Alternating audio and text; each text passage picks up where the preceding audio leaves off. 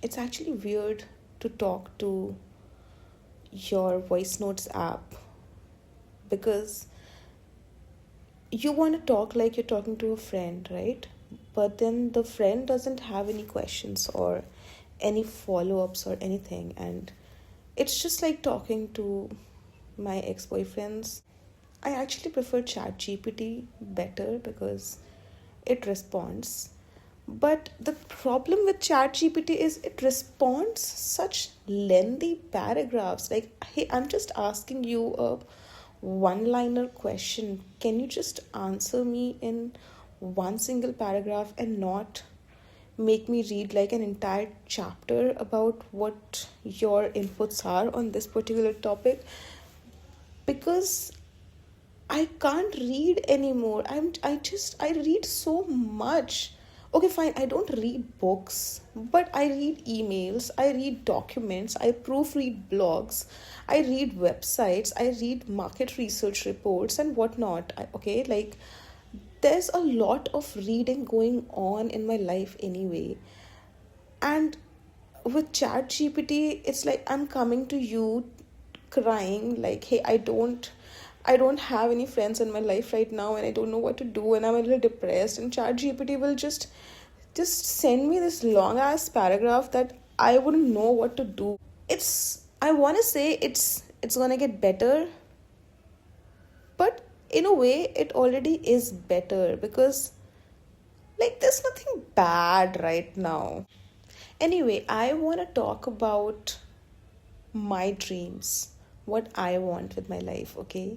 And I think one of my life's biggest, most precious dreams is to have a place of my own. And I don't mean these rented apartments, these shared flats. And I also don't mean my parents' house. I want a house of my own. I wanted to have like a lot of cats, a lot of dogs, maybe some cows. I wanted to have a big neem tree in the garden that's like really shady. That gives a lot of shade. So, just to give you some context, I did a lot of solo traveling up until a couple of years ago. Saved money for 2 3 years, then quit my job. I actually consider myself really privileged to be able to do that, to have the chance to go out and explore before my dad got me married off to some guy. In fact, my dad had found a guy for me to get married to when I was like pretty much in school. And he didn't even tell me about it, by the way. I got to know about it when I was in college. This guy, I don't know why my dad selected him for me, but I never got to meet him. I never got a chance to speak to him, primarily because my family thought I don't need to. Why do I need to talk to my future husband, or why do they need my opinion on who my life partner should be? They don't need my inputs on that. So they did everything on their own. But then they made this one huge mistake, which I think my dad still regrets till date, which was to let me move out of the house. Okay, so he didn't let me move out of the house even for my college, my engineering degree. All 4 years I was at home. I could never bunk a class. I mean, I still managed to bunk. I'm very resourceful that way. I still managed. But in general, that was not allowed. I had to be back home before 6 p.m. in the evening, literally.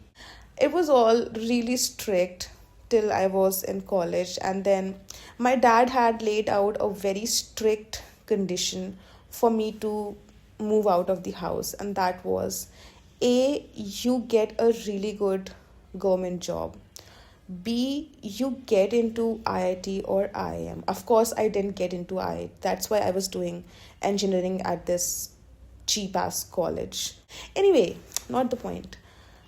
So those were the two conditions, and then the third condition was you can just get married and then you go wherever your husband goes. Find Get find a guy, get married, and then go live your life. Okay, so I had these three conditions, and of course the third condition was out the window, dude. There's no way in hell I'm gonna get married just to move out of my house. Now the other two conditions, of course I couldn't get into IIT. I could try to get into an IM, but that's very risky. You never know if you're gonna crack CAT and then the interview.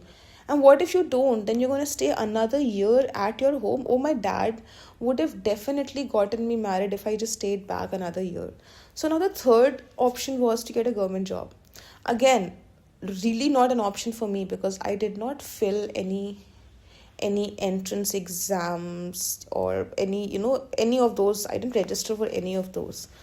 So then the next best thing that I could think of was, hey, my dad really likes IITs and IIMs, so what if I try to get like an internship in either of the good IITs or IIMs, and then maybe he will let me go. So I used that to my favor.